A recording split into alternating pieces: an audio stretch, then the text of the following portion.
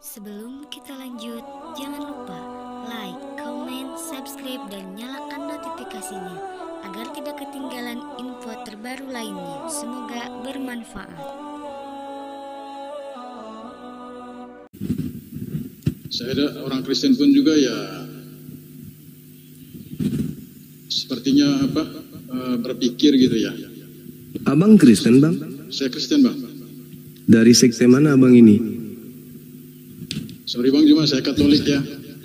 Oh iya. Iya. Memang alhamdulillah teman-teman kita Katolik itu banyak yang mu'alaf. Iya, itu ya. Mereka dapat itulah ya. Ya itu aku. Iya. Jadi maksud saya kan begini ya. Kita berbicara secara logika yang selalu didengungkan Bang Juma kan seperti itu. Ya, cuma suaranya kecil Bang, gedein dikit kasihan yang di YouTube Bang, pengen denger. Ya, seperti yang dijelaskan Bang Juma ini kan selalu mendengungkan secara logika ya. Jadi siapa tahu juga nanti ya saya juga berpikir secara logika ya, mungkin apa yang sudah menjadi dogma logika dalam Islam itu kan gitu ya. Masya Allah. Ya, jadi maksud saya gini Bang. Ini kan diskusi begini kan edukasinya itu kepada siapa ini sasaran utamanya? Itu saya mau tanya dulu itu. Ya, kepada dua agama ini, Islam dan Kristen. Karena gini saudara, agama Kristen dan agama Islam itu sama-sama agama syiar, agama yang diajarkan agar orang lain di luar agama tersebut masuk memeluk agama tersebut. Kristen menginginkan Islam masuk Kristen, Islam menginginkan orang Kristen pun belajar tentang Islam. Jadi masing-masing kita. Jadi kalau ditanya ini tujuannya untuk siapa? Dua-duanya. Karena kami khawatir umat Islam juga yang awam ini bisa terperdaya. Iya. Nah dengan adanya materi seperti ini insya Allah mereka dikuatkan. Seperti itu Bang.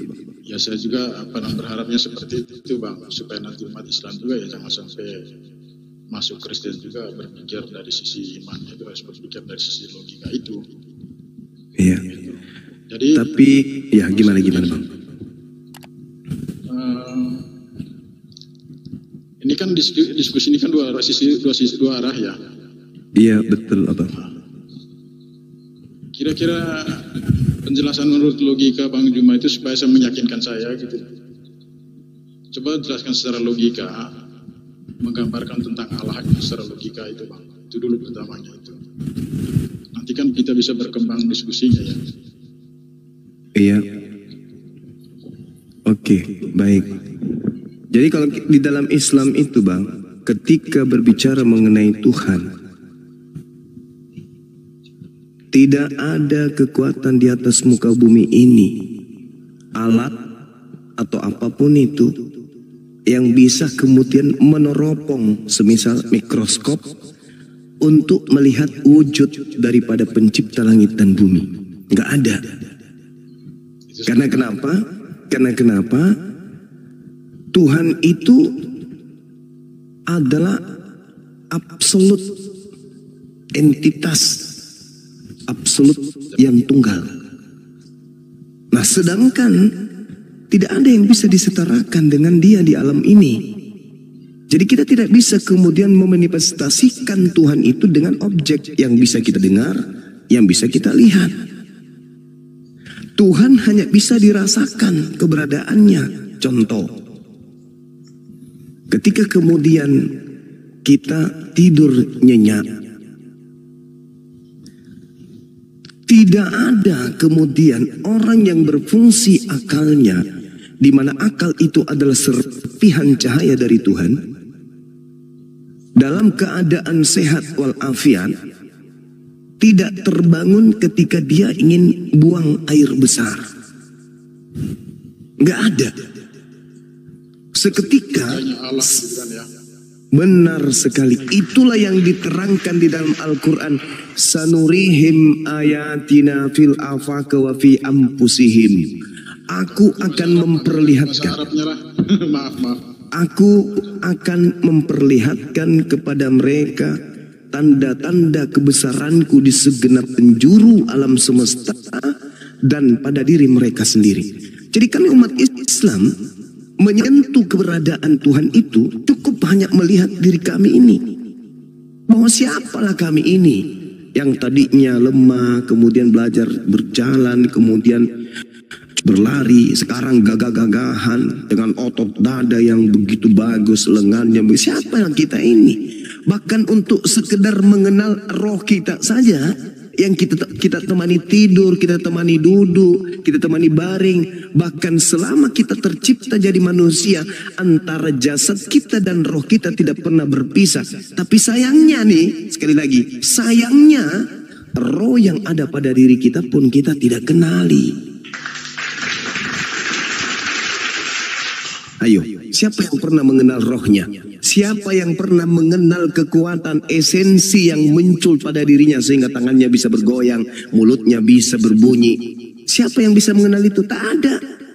Lalu bagaimana mungkin kita bisa mengenal yang maha dahsyat? Cukup dengan mengetahui apa yang tertoreh kemudian di akal kita, bahwa pencipta langit dan bumi dengan menciptakan kita, dengan menciptakan keberadaan kita, itu bukti bahwa Tuhan itu ada. Itulah Allah. Sanurihim ayatina fil afaq wa fi anfusihim. Dengan roh itu kan ya, ada roh itu ya. Oh jelas, karena roh itu adalah satu dimensi serpihan dari keberadaan eksistensi Tuhan. Dengan adanya roh kemudian manusia yang berakal akan mengetahui bahwa segenap gerak rasionalitas akal budi, estetika budi, pekerti yang kita rasa, yang kita anut, yang kita yang kita lihat, itu semua adalah roh manusia yang memiliki substansi imateri yang jelas bisa membuat gerak dan seterusnya. Gitu Bang. Dimakan percaya dengan roh itu. Dari mana Bang Juma mengetahui roh itu? Oh jelas Bang. Bisa ini paham juga itu Bang. Iya. Al-Quran menerangkan kemudian bahwa tidak ada manusia yang diberi pengetahuan tentang roh. Itu Al-Quran. Dari Al-Qurannya Bang, maksud saya dengan logikanya Abang itu. Oke. Di dalam kehidupan kita sebagai manusia, roh ini adalah kehendak Tuhan dalam diri manusia. Roh tak terjelaskan dalam kecerdasan ide manusia manapun. Manusia tidak disebut sebagai manusia jika ia tidak memiliki roh. Ia akan berubah menjadi jenazah atau mayat ketika dia tanpa roh. Tetapi ketika ia tak berakal atau gila sekalipun, ia masih menyandang kedudukannya selaku manusia meskipun akalnya tidak berfungsi. Tetapi ketika kemudian jasadnya tanpa roh, meskipun dia seorang profesor tanpa roh, maka posisi manusia itu disebut jenazah, bukan lagi manusia. Artinya bahwa belum pernah kita temukan adanya pemberitaan telah terjadi kebakaran, 3 mayat melarikan diri. Tak ada itu Bang. Kenapa? Karena dimensi kehidupan sudah tak ada pada diri kita ini. Itulah yang disebut roh. Itulah yang disebut roh. Manusia kita nih harus menyadari entitas roh di dalam diri kita. Bahwa di sanalah kemudian. Maaf ya Bang. Gimana? Saya sangat hormat sama Bang. Maksudnya begini, itu kan penjelasan seperti Bang Juma katakan itu, saya rasa itu kalau saya berpikir dari sisi logika saya juga, itu kan penjelasan dari sisi bagian dari iman juga itu. Tapi maksud saya penjelasan secara logika untuk membuktikan bahwa itu memang roh itu adanya itu seperti apa gitu loh. Ini kan maksudnya, maaf ya Bang Juma ya, saya menghormati Bang Juma, tidak mengejar ini, tapi supaya saya mengetahui aja. Begitu. Ya tadi saya sudah menjelaskan padahal ya, bahwasanya roh di dalam diri manusia ini itu tak terjelaskan dalam kecerdasan ide manusia manapun. Tak ada dikatakan iman itu Bang. Itu maksud saya mungkin itu. Oh bukan iman. Bukan iman kawan. Bukan iman itu. Itu tataran logika sehat. Dijelaskan secara logika menurut saya ya Bang, maaf. Menurut saya dijelaskan secara logika nggak akan ketemu itu roh itu. Ya, tadi saya katakan padahal bahwa roh tak terjelaskan dalam kecerdasan ide manusia manapun. Anda paham tidak penjelasan saya? Yang tak terjelaskan itu apa yang nanti jadinya itu Bang? Nah, untuk mengetahui kemudian adanya roh, Itulah yang disebut akal. Penggerak eksistensi yang ada pada diri manusia itulah akal. Betul, sepakat. Tapi maksud Nah itu dia makanya. Kita itu kan jangan mengatakan, maksud saya begini ya. Ini pribadi saya ini Bang, maaf banget. Tidak bisa kita hanya bermain dengan logika saja tanpa ada iman. Harus seiring sejalan gitu kan. Menurut saya ya, seiring sejalan logika dengan iman itu. Tetapi ada saat kapan kita memakai logika itu, saat kapan kita menggunakan imannya gitu. Gitu. Ya itu betul kawan. Betul. Itu betul.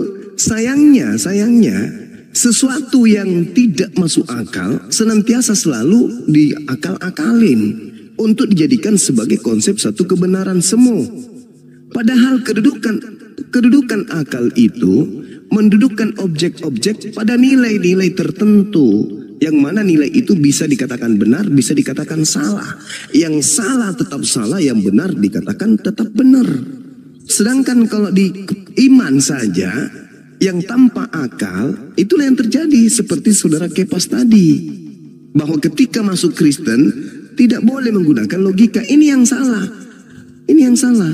Harusnya ketika masuk Kristen maka gunakan logika. Ketika logika Anda tidak kena kepada kepercayaan Anda, ya tinggalkan kepercayaan itu. Karena tolak ukur kesempurnaan manusia itu adalah penggerak eksistensi yang disebut akal dan ruh kita ini. Pembeda antara hewan dan manusia itu adalah akal gitu loh. Maksud saya kan begini ya, bicara tentang iman itu kan tidak bisa dijelaskan secara logika memang. Gitu. Jadi kalau saya katakan begini, kita bicara definisikan tentang Allah itu yang sangat besar, itu kan tidak terbatas pada ruang dan waktu. Tidak bisa dijelaskan secara logika memang. Gitu. Tetapi setelah kita mengimani itu, ya logika itulah yang dipakai. Itu menurut saya keyakinan saya di Katolik ya Bang ya. Jadi ya, tapi diskusi ini sangat menarik Bang, betul, saya tertarik banget diskusi ini ya. Yang walaupun pemahaman saya dalam penafsiran kitab suci saya nggak paham, saya nggak hafal. Di Katolik itu tidak terlalu mewajibkan untuk menghafal ayat segala macam itu. Ya. Jadi lebih kepada implementasi daripada kitab suci itu aja. Seperti itu. Iya. Jadi menurut saudara, untuk membenarkan sebuah kepercayaan, apakah perlu akal?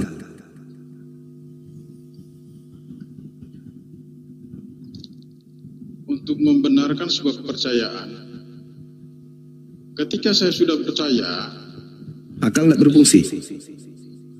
Hah? Maka akal dimatikan. Oh enggak. Nah, itulah yang saya tanya. Untuk kemudian mengetahui iman itu benar atau tidak, apakah akal dibutuhkan? Akal kita dibutuhkan itu setelah kita mengimani itu, Bang. Itu menurut saya. Maaf saya bicaranya tidak. Bagaimana mungkin bisa seperti itu? Kalau misalnya ada orang percaya bahwasanya bara api itu dingin, apakah itu boleh dicerna dengan akal atau hanya diimani saja? Loh, kalau analoginya begitu ya Bang, ini kita diskusi. Kalau analoginya begitu, misalnya bara api itu, saya harus tahu dulu, begitu saya pegang, oh ternyata logika saya bermain, oh ini panas, oh ini dingin, oh ini tidak terlalu panas. Lalu bagaimana dengan kepercayaan yang orang mengatakan bara api itu dingin? Setelah dia menyentuhnya, harus dia rubah. Setelah dia menyentuhnya, logikanya baru berjalan itu. Berarti dia harus menanggalkan kepercayaannya bahwa bara api itu dingin, betul? Oh, bukan menanggalkan kepercayaannya. Saya harus tahu dulu di dalamnya itu. Menyentuhnya dulu, saya harus memegang dulu bara api itu. Nah, logika saya bermain di situ.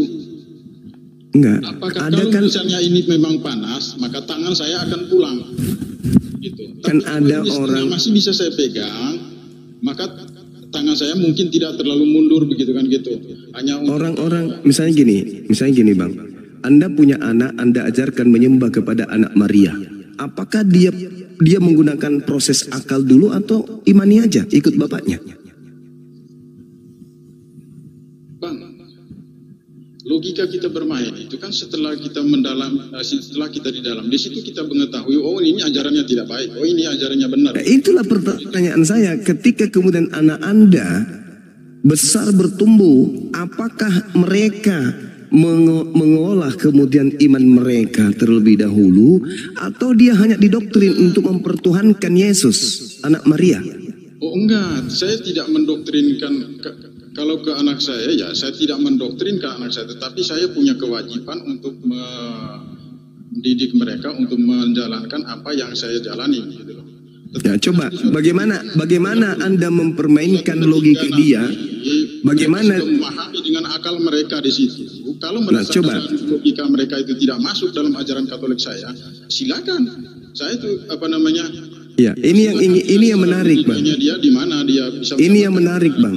Bagaimana Anda bisa melogikakan kepada anak Anda seorang Tuhan yang bayi imut? Coba. Kita buktikan ini dulu. Bukan cuma omon-omon. Coba. Bagaimana Anda bisa meyakinkan anak Anda ada Tuhan yang pernah menjadi bayi dilahirkan oleh seorang manusia? Bagaimana Anda bisa melogikakan itu kepada anak Anda?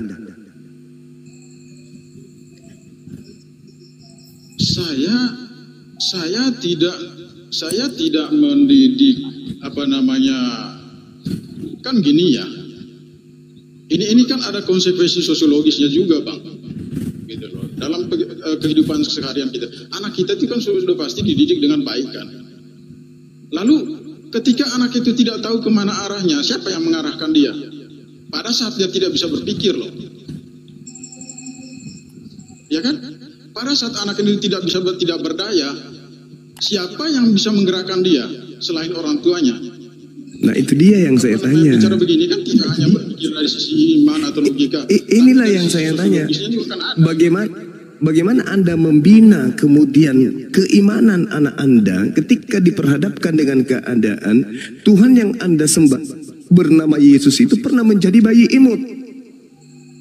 Seperti apa Anda mendidik anak Anda untuk kemudian memiliki iman yang betul? Sementara itu kan ini, Bang, ini kan ini gini ya. Anak baru lahir. Saya membesarkan dia, mendidik dia.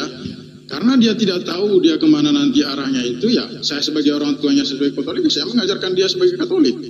Iya, itu dia yang saya tanya, saudara. Sebentar dulu, di situ dia bermain logika, Bang. Nah, bagaimana logikanya main ketika ada Tuhan jadi bayi? Logika apa yang bisa dia pakai? Kalau misalnya logikanya dia tidak masuk di situ, silakan aja. Anda yang saya tanya, bagaimana Anda membodohi anak Anda untuk bisa mempertuhankan anak bayi? Lalu bagaimana cara Anda membuat dia bertuhan kepada bayi kalau Anda membodohinya? Coba. Bagaimana Anda kemudian menipu anak Anda untuk mempertuhankan seorang bayi kalau Anda tidak menipu dia? Bagaimana caranya?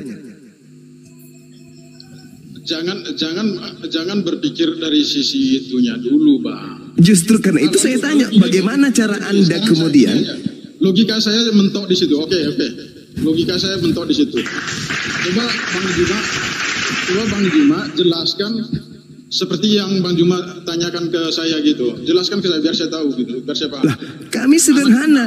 Qul huwallahu ahad. Allah itu Maha Esa. Allah Maha Esa. Lam yalid walam yulad. Dari mana anak itu tahu kalau Allah itu Maha Besar? Ya, jelas alam semesta ini udah cukup. Tidak mungkin alam semesta ini diciptakan oleh anak bayi. Ayo. Makanya itu, Bang, itu makanya apa? Bermain di situ, betul itu. Ya, makanya apa? Saya mengajarkan anak saya, alam semesta ini nak diciptakan oleh hakikat yang Maha Besar. Masuk akal nggak? Masuk akal nggak? Secara Masuk logika akal. masuk akal. Sementara Anda mengajarkan anak Anda sebentar dulu, dalam semesta ini dia diciptakan percaya anak enggak? bayi. Percaya enggak gitu loh anak-anak Anda, anak Oh, Anda percaya dong. Allah itu maha Sekarang besar. saya tanya kepada saudara, sekarang Bang Juma masuk membuktikan itu akal Allah itu maha tidak? besar, Masuk akal kagak? Kalau Tuhan, kalau pencipta alam semesta ini adalah maha besar, masuk akal nggak? Masuk akal. Iya, Masuk menurut akal saya nggak sih. kalau pencipta Saya alam semesta ini anak bayi? Saya Nggak masuk mengikuti akal. logikanya Bang Juma. Saya mengikuti. Allah maha besar. Yes. Ya kan? Bagaimana cara Bang Juma membuktikan Allah itu maha besar? Logika Bang Di Juma. alam semesta ini, Loh, Bang, alam semesta ini buktinya. Alam semesta ini buktinya. Siapa yang mampu menciptakan bumi ini? Ini baru bumi loh. Ini baru bumi. Siapa yang mampu menciptakan? Ayo, siapa yang mampu menciptakan alam semesta ini kalau bukan hakikat yang maha dahsyat, yang maha kuat, yang maha perkasa, yang maha besar? Itulah imannya Bang. Masuk akal nggak itu? Masuk akal tidak, Paman? Masuk akal nggak? Masuk akal nggak? Aduh. Aduh apa? Aduh apa? Masuk akal nggak? Tanya dulu saudara, kejujuranmu dulu kawan. Kejujuranmu dulu, saya minta kejujuranmu dulu saudara. Masuk akal tidak alam semesta yang begitu dahsyat ini diciptakan oleh hakikat yang maha besar? Masuk akal nggak? Masuk akal. Masuk akal nggak kemudian alam semesta yang diciptakan oleh bayi imut? Itulah yang saya katakan kawan. Anda ketika bernarasi tentang bara api, oh saya pegang dulu, nenek lu kiper. Tak ada konsep itu di Kristen. Di Kristen itu imani aja bara api itu dingin. Imani aja Yesus si bayi inilah pencipta alam semesta. Itu yang ada. Makanya Kepas itu lebih jujur daripada Anda. Kepas jauh lebih jujur bahwa dalam Kristen tidak boleh pakai akal dalam beriman. Kristen itu cukup imani aja. Datang Anda gengsi-gengsian, padahal ujung-ujungnya ke situ juga. Malu, lebih bagus kayak Kepas, malu di awal daripada kayak Anda, malunya di belakang. Kan gitu kawan. Jadi kesimpulan saya di dalam Kristen tidak boleh pakai akal. Kalau masih mau jadi Kristen jangan pakai akal. Itu kata Kepas dan saya katakan itu betul. Karena tidak mungkin Kristen ini konsepnya rasional, nggak mungkin. Bagaimana mungkin bisa rasional? Tuhan pencipta langit dan bumi jadi bayi.